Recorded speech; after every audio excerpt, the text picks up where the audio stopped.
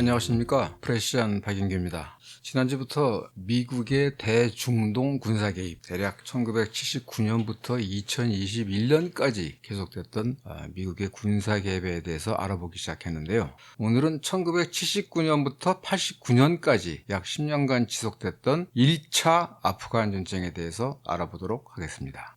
이 전쟁을 간단하게 규정한다면 1989년 12월 25일 소련군의 아프간 수도 카불 침공을 계기로 시작돼서 10년간 지속된 전쟁입니다. 그 명분은 소련군의 침공으로부터 아프간의 자유와 독립을 지키겠다라는 것이었는데, 사실 그 속내는 뭐냐면 미국이 주도해서 소련을 미국의 베트남 전쟁과 같은 수렁 속으로 집어넣어서 소련을 무너뜨리겠다라고 하는 게 실상이었습니다. 그러니까 아프간 전쟁에서는 아프간 사람들뿐만 아니라 모로코, 알제리, 튀니지, 사우디 같은 아랍 국가들, 나중에는 유럽이나 미국 사람들도 자원병사로 참여했어요. 요즘의 우크라이나 전쟁처럼. 그러나 실제로 이 전쟁을 기획하고 돈을 대고 진행한 주역은 미국입니다. 미국이 기획을 했고 파키스탄이 이슬람 전사들을 훈련시켰고 사우디도 돈을 냈습니다. 이 부분은 나중에 다시 말씀을 드리겠습니다. 어쨌든 명분은 아프간의 자유와 독립이었어요. 그래서 실제로 레이건 대통령 당시에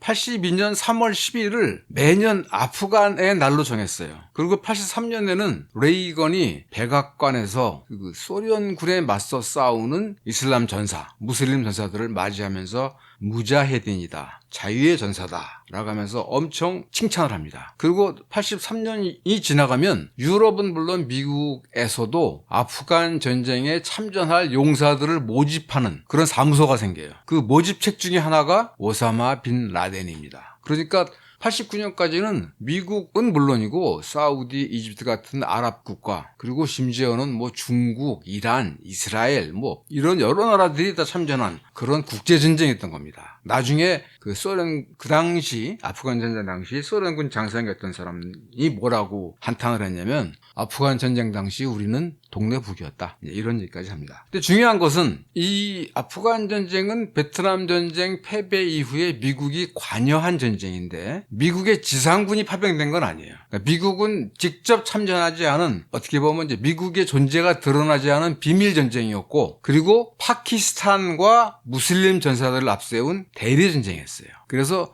실제로 미국의 입장에서 보면 이거는 전쟁이 아니에요. 그냥 미국의 중앙정보국 CIA가 기획하고 추진한 비밀 공작입니다. 커버트 액션이라고 그러죠. 그래서 보통 아프간 전쟁을 미국 CIA 역사상 최대의 비밀 공작이었다. 작전명 오퍼레이션 사이클론, 그러니까 태풍 작전이죠. 그래서 조금 전에 말씀드린 것처럼 미국이 기획을 하고 무기를 대고 자금을 대고, 사우디도 미국만큼 자금을 대고, 그리고 실제 무슬림 전사들의 훈련은 아프간과 접경한 파키스탄의 ISI라는, 미국으로 치면 CIA죠. 정보국에서 훈련을 시켜서 아프간에 들여보내고, 좀 싸우다가 다시 또 파키스탄으로 와서 좀 쉬고 보급받고 들어가서 싸우고, 이제 이런 전쟁이었어요.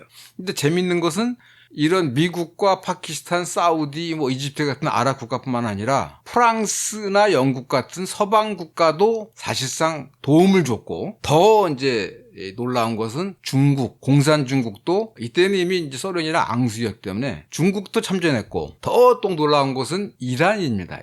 이란은 그때 이슬람 혁명이 일어났고 테헤란 인질 사건으로 미국과 대단히 껄끄러운 사이였는데도 이란도 참전합니다. 그러니까 이란에 16개 군사기지를 지어서 아프간의 무슬림 전사들을 훈련시켰다고 그래요. 이스라엘도 참전합니다. 이스라엘은 4차례에 걸친 중동전쟁에서 아랍 국가로부터 빼앗은 소련제 무기가 많았어요. 그 소련제 무기를 이 아프간 전쟁에 참전한 무슬림 전사들에게 전달했습니다. 왜? 미국의 개입 사실을 가급적 알리고 싶지 않았기 때문에. 그래서 이제 이집트나 이스라엘 같은 나라들이 소련제 무기들을 많이 공급을 했어요.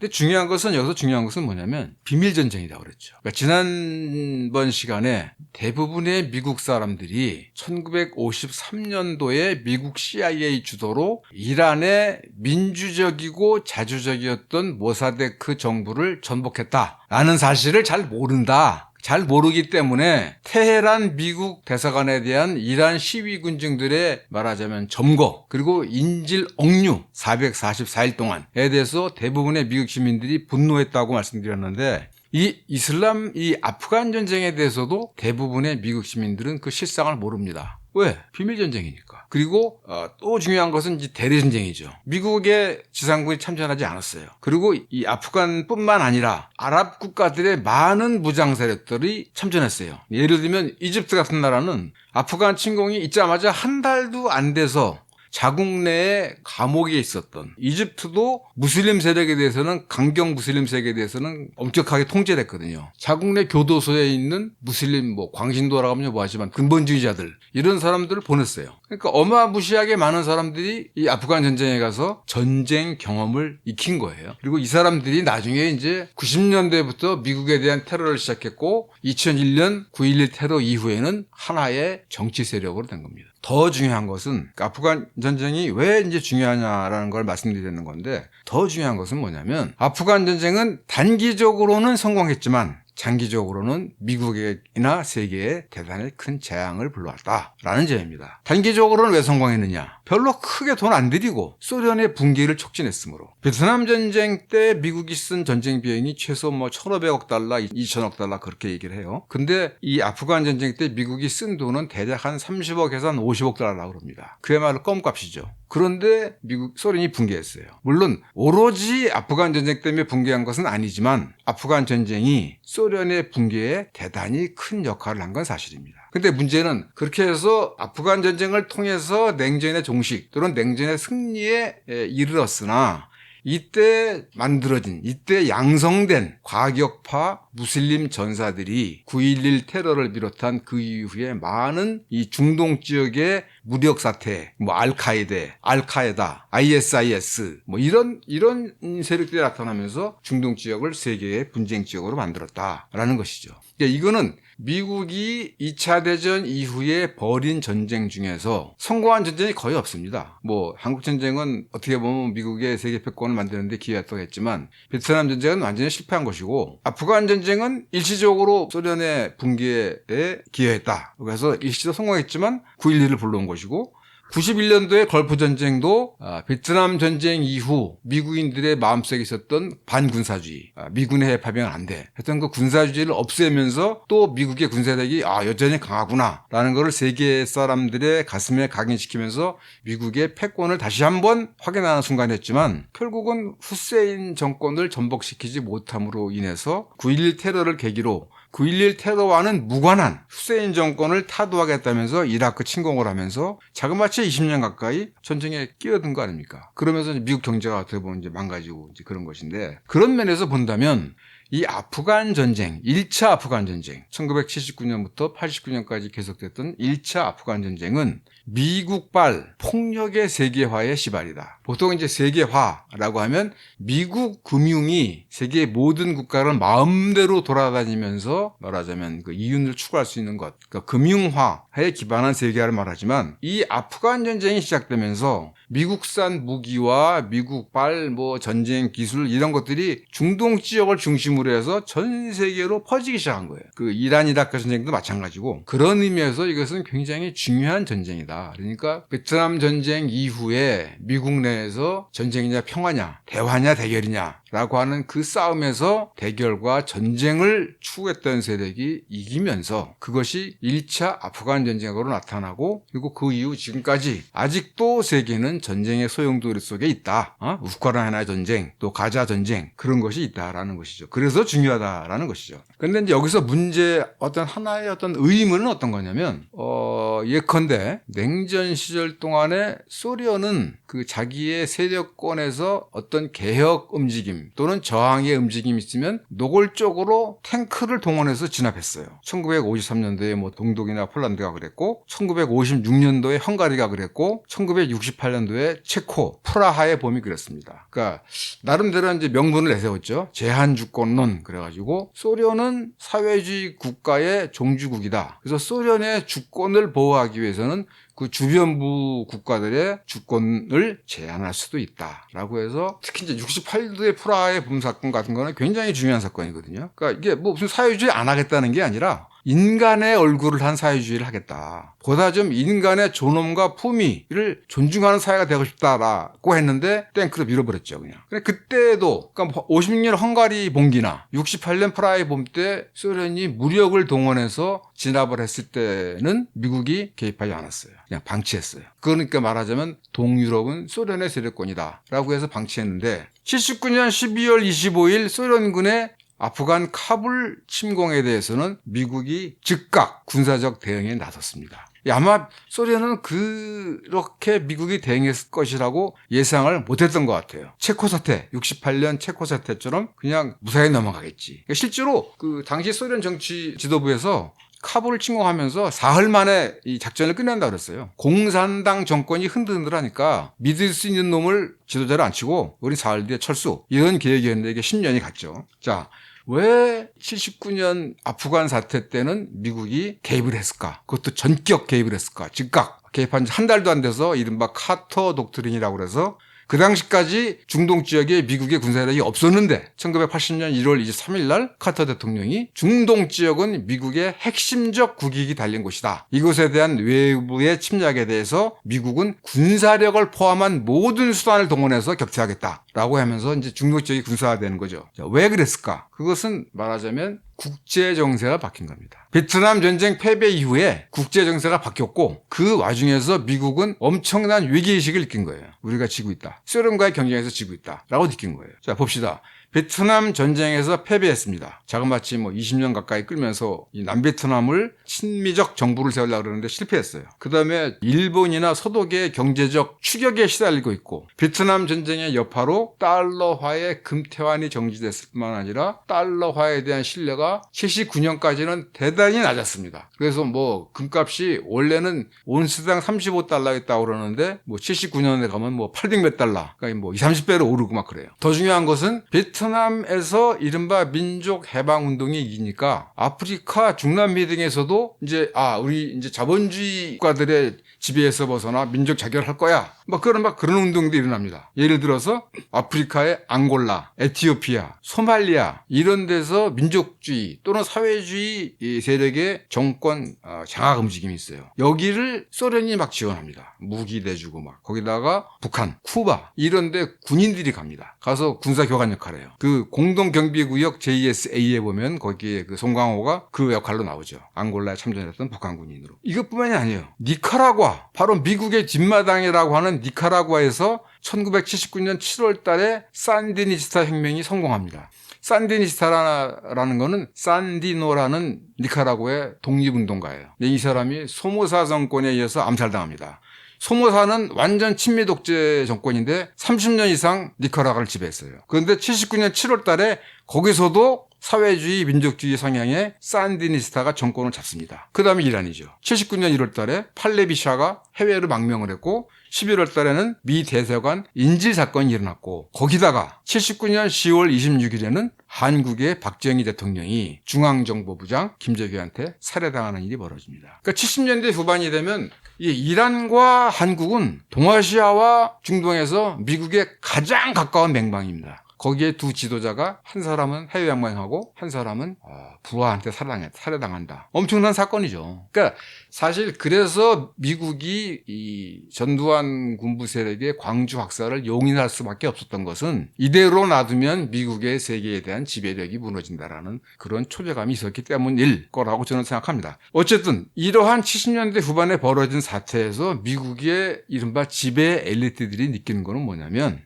미국이 지금 세계 도처에서 밀리고 있다. 지고 있다. 이대로 해서는 안 되겠다라는 겁니다. 그러한 강경파들의 생각을 대변하는 게 바로 브레진스키였죠. 브레진스키라는 사람은 몰락한 폴란드 귀족의 아들입니다. 근데 폴란드라는 나라는 우리나라가 일본을 싫어하는 것보다 훨씬 더 큰 강도로 러시아를 싫어하는 나라예요. 이 브레진스키는 대수 강경파입니다. 그리고 카터 행정부의 사이런스 벤스라는 국무장관은 반면 대수 협상파입니다. 어쨌든 대탕트를 해서 세계를 평화와 안정의 길로 나가겠다라고 했는데 결국은 브레진스키가 이기죠. 이기는데 지금 이 70년대 후반에 전 세계적인 이 힘의 배분에서 미국이 밀리고 있다는 객관적 현실 내지는 미국 내 강경파의 인식. 그러니까 실제로 2차 대전 이후에 미국 사람들이 가장 비관주의적인 때가 바로 이 70년대라고 그래요. 그러니까 그런 세계적인 그런 상황이 있었고, 또 하나는 이 중동 지역의 상황이죠. 중동 지역의 상황은 우선 1973년 10월 달 그 10월 전쟁 때 이집트, 시리아와 이스라엘과의 전쟁일 때 석유 쇼크가 일어나잖아요. 그래서 이제 석유 가격이 뭐 4배 가까이 올랐다 그러는데, 석유 가격이 오른 것만 문제가 되는 게 아니라 거기서 중요한 것은 뭐냐면, 지금까지 서방의 석유 기업들이 독점하고 있었던 중동 산유국들의 석유 생산량, 석유 가격, 그러니까 사우디 같은 나라들이, 뭐 쿠웨이트 이런 나라들이 석유를 얼마나 생산할 것이며 이건 어느 정도로 가격으로 팔 것인가를 그전까지는 세븐 시스터즈라고 불리는 서방 석유 기업들이 결정했는데, 그 결정권이 오페크 석유 수출국 기구의 산유국들한테 넘어간 겁니다. 그러니까 어떤 경제적 권리가 하나 이제 이전된 거죠. 서방에서 중동 내지는 뭐 그러니까 이 세계 산유국으로. 또 하나 중요한 것은 70년대가 되면서 원래 미국은 약 한 40년대, 50년대까지는 세계 최대의 산유국이었어요. 1860년대에 가장 먼저 석유를 개발했고, 적어도 40년대까지는 세계 최대 산유국이었는데 60년대부터 점점 산유량이 떨어지면서 해외 석유에 대한 의존도가 높아집니다. 즉 해외에서 석유를 수입해야 돼. 그 의존도가 69년도에는 20%였다가 72년도에는 28%, 그리고 77년도에는 47%가 됩니다. 그러니까 미국이 쓰는 석유의 거의 절반을 외국에서 들여오는 거예요. 그런데 그 해외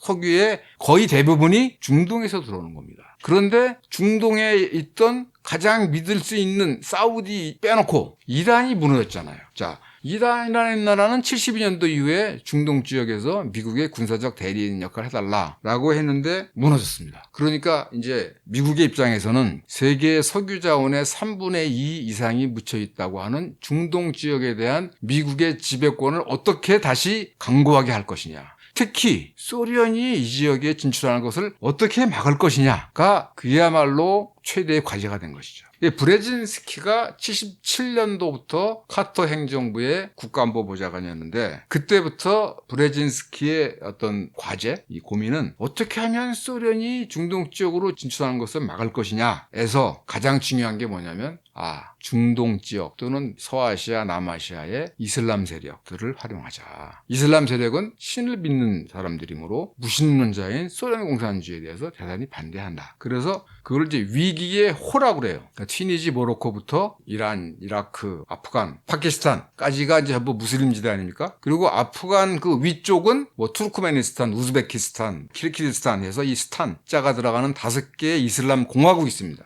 소련 내에 속했지만 이 사람들은 이슬람 교도들이에요. 그러니까 많은 그 세계의 서방의 전략가들이 이 중앙아시아가 소련의 소프트밸리다, 소련의 가장 약한 지역이다, 거기를 집중 공략해서 무슬림 이슬람 교도들을 봉기시킨다면 소련이 위험해질 수 있다라는 안을 계속 70년대 후반부터 냅니다. 실제로 브레진스키가 자기 자서전에서 뭐라고 그랬냐면 1978년 말경부터, 이때가 이제 이미 이란에서는 반정부 시기가 막 거세지고 있을 때예요. 1978년 말경부터 중동 지역에 대한 미국의 영향력을 확대하기 위해서는 새로운 안보 프레임이 필요하다고 생각했다. 그리고 그게 바로 지금 말씀드린 그 본인이, 그러니까 이건 브레진스키의 명명인데 위기의 포물선 같은 지역인데, 북아프리카부터 중동을 지나서 파키스탄까지, 그리고 그 위에 중앙아시아까지 이 위기의 호를 이용해야겠다라고 생각을 했다는 겁니다. 그리고 1979년 1월 달에 이란의 팔레비 샤가 해외로 망명하니까 브레진스키가 카터에게 이렇게 보고합니다. 이란 혁명으로 소련의 군사 공격에 대한 걸프만의 방어막이 무너졌다. 지금까지는 이란이 방어방이었는데 이란이 지금 무너졌기 때문에 소련이 이란을 통해서 계속 들어오면 뭐 사우디, 뭐 이라크 다 먹을 수도 있다라는 거죠. 이제 대안은 아프간 자유의 전사들, 무자히딘 자유의 전사들을 지원함으로써 소련을 아프간에 묶어놓는 것이다. 그러니까 이미 79년 1월부터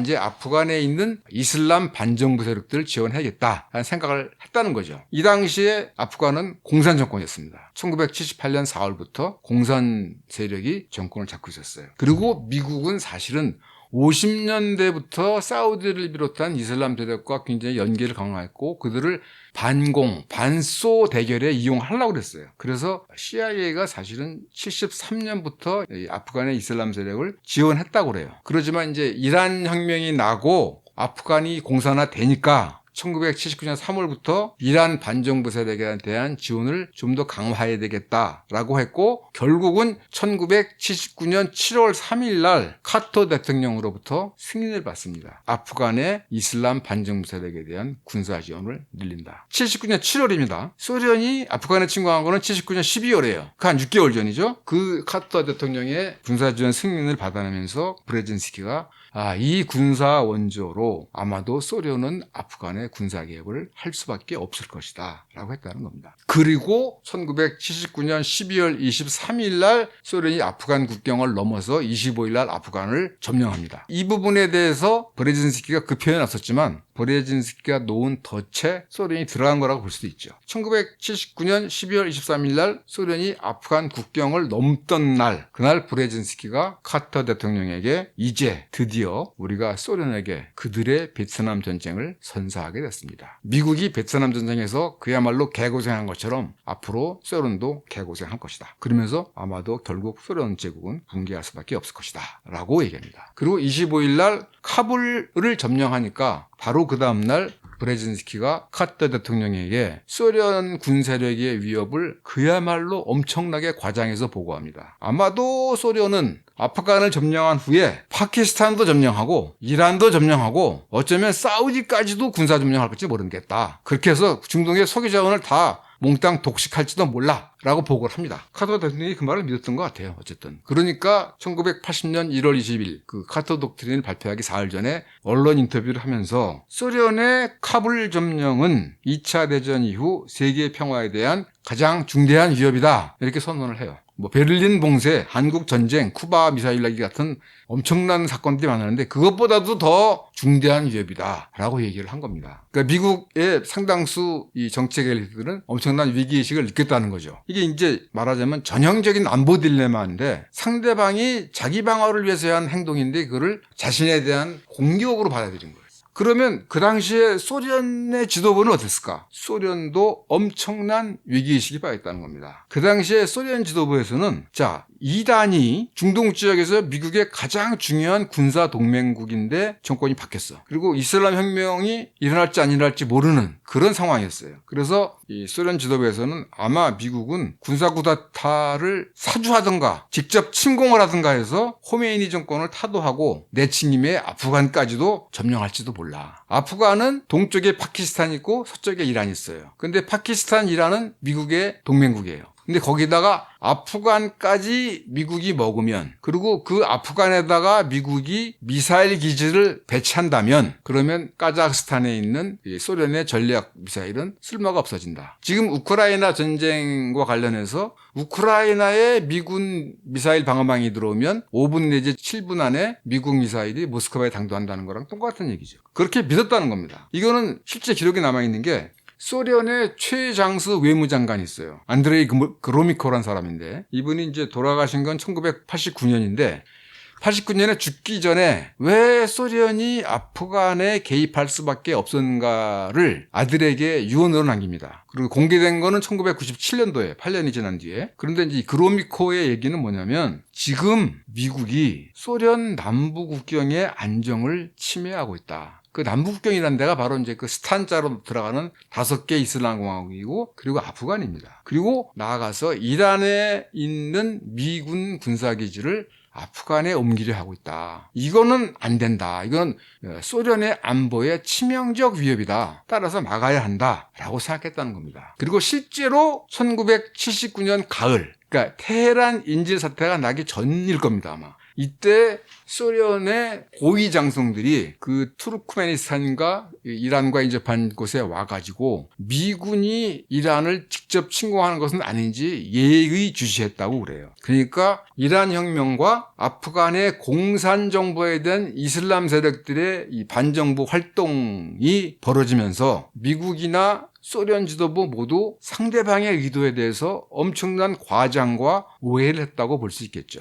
객관적으로 말한다면. 서로 저놈이 지금 아프간 먹으려고 그러네? 이거는 이제 소련 생각이고, 미국 입장에서는 소련이 아프간을 군사 점령하고 이제 파키스탄은 물론 이란, 이라크까지 먹으려고 그래. 이렇게 생각을 했다는 거예요. 그건 이제 모르죠. 진짜 믿었는지 어땠는지 모르지만. 어쨌든 그 세계적인 그런 미소 간의 대결에 대해서는 항상 나중에 이제 그 세미나들을 합니다. 뭐 이제 지난번에 제가 베트남 전쟁과 관련해서 말씀드린 것처럼 당사자들이 얘기를 해요. 이제 쿠바 미사일 기관에서도 여러 차례 그 세미나를 해가지고 그 당시에 몰랐던 많은 것들이 밝혀졌는데 이 아프간 전쟁에 대해서도 몇 차례 세미나를 했다고 그래요. 이제 마지막에 열린 게 1995년 9월 달에 노르웨이 오슬로에 에서 미국 쪽 단장은 브레진스키, 그리고 소련 쪽, 러시아 쪽 단장은 도브리닌이라고 주미대사를 그로미코 다음으로 오래 한 사람이 있어요. 와서 이제 서로 얘기를 했는데, 지금 제가 말씀드린 것처럼 이제 양측 입장이 완전히 엇갈려요. 미국 입장에서는 소련의 이거는 침략적 행동이다. 그리고 소련 입장에서는 미국이 이 소련의 안보를 위협한 거다. 뭐 이렇게 얘기를 합니다. 그러나 이제 결론적으로 말씀을 드리면 이거는 사실은 소련의 방어적 조치였던 게 맞아요.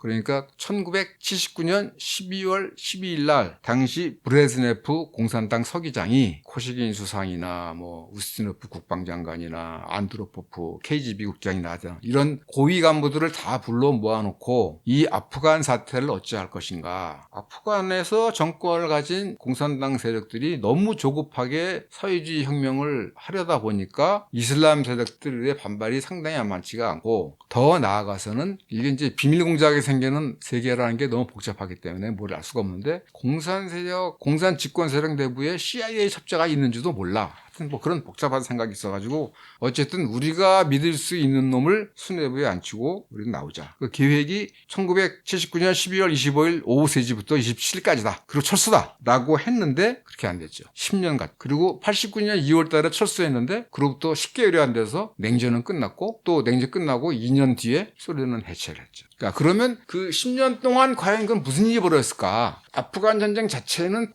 90년대까지도 그렇게 많이 알려지지 않았어요. 이제 그 AP 통신 기자 지낸 노 기자 존 쿨리라는 양반이 99년도, 그러니까 10년이 지난 다음에 Unholy War라는 책을 냈는데, 그러니까 이제 아프간 전쟁은 이슬람 전사 입장에서는 Holy War죠. 이슬람을 지키기 위한 성스러운 전쟁이니까. 근데 이 존 쿨리라는 사람이 쓴 책 이름은 Unholy War예요. 성스럽지 않은 전쟁이에요. 다른 목적이 있었던 전쟁이에요. 그렇고 이제 9.11 사태가 난 다음에 그 스티브 콜이라고 미국의 유명한 언론인이 아프간 전쟁의 전말을 씁니다. 그러니까 그 전까지는 그냥 단편적으로만 알려졌지 잘 알려지지가 않았어요. 근데 그 스티브 콜이 쓴 책의 제목이 뭐냐면 고스트 워예요. 고스트 워. 유령의 전쟁이에요. 유령의 전쟁. 왜 유령의 전쟁이냐? 소련군 스페츠인가 하는 미국으로 치면 이제 네이비실이나 그린베레 같은 특수부대가 들어갔는데 판판이 당하는 거야. 이슬람 전사들한테. 왜? 미국이 중국, 파키스탄, 이란 이런 데 다 도움 얻어가지고 전장을 그야말로 그냥 손바닥 안 들여다보듯이 다 들어버리는 거예요. 그러니까 모든 군사 정보를 다 주는 거예요. 그러니까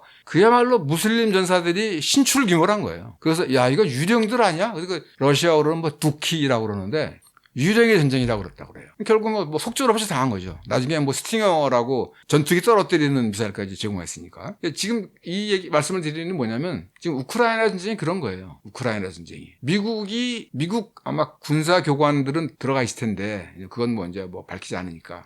이 전쟁과 관련된 모든 정보들을 다 주고 있는 거예요. 군사 기술을. 그러니까 이제 소련도 쉽지 않죠. 어쨌든 그렇게 해서 10년간 소련이 120억 달러를 썼다고 그러던가? 소련은 사실은 이 레이건 대통령이 되고 나서 스타워즈 미사일 방어망을 만든다고 그래가지고 완전히 그야말로 경기를 일으켜가지고 83년도 이후로는 언제 미국이 핵공격을 가해올지 몰라라고 그야말로 공포 속에 살았다는 거예요. 그러니까 이 미국과의 군비 경쟁, 그리고 아프간 전쟁을 하다가 그냥 지푸레 무너진 겁니다, 사실. 아프간 전쟁을 거치면서 이제 미국이 승리를 거두었는데, 그 승리라는 게 사실은 참 허망한 승리고 문제가 많은 승리라는 것이죠. 그러니까 지금은 이제 그런 아프간 전쟁이라는 게 전쟁의 세계화, 폭력의 세계화의 이 시작점이었다라는 말씀을 드린 것이고, 그리고 중요한 것은 이제 그럼 소련이 물러났으면 아프간 사람들의 자유와 독립과 민주주의를 위해서 미국이 나서서 그야말로 정말로 그 미국식 자유민주주의를 시행할 수 있는 그런 나라를 세우는 게 맞잖아요. 그거 안 했다는 겁니다. 안 하다 보니까 이제 탈레반이라는 희한한 세력들이 정권을 잡고 있게 된 건데, 이제 다음 시간에는 아프간 전쟁이 어떻게 진행이 됐으며 에 관해서 말씀을 드리고, 이제 그 다음 시간에는 그 아프간 전쟁이 끝낸 후 미국이 어떻게 했길래 이 중동 지역을 자그마치 40년 동안 이 폭력의 물결에 휩쓸리게 했는가에 관해서 말씀드리도록 하겠습니다. 오늘 얘기는 여기까지 하겠습니다. 지금까지 들어주셔서 감사합니다.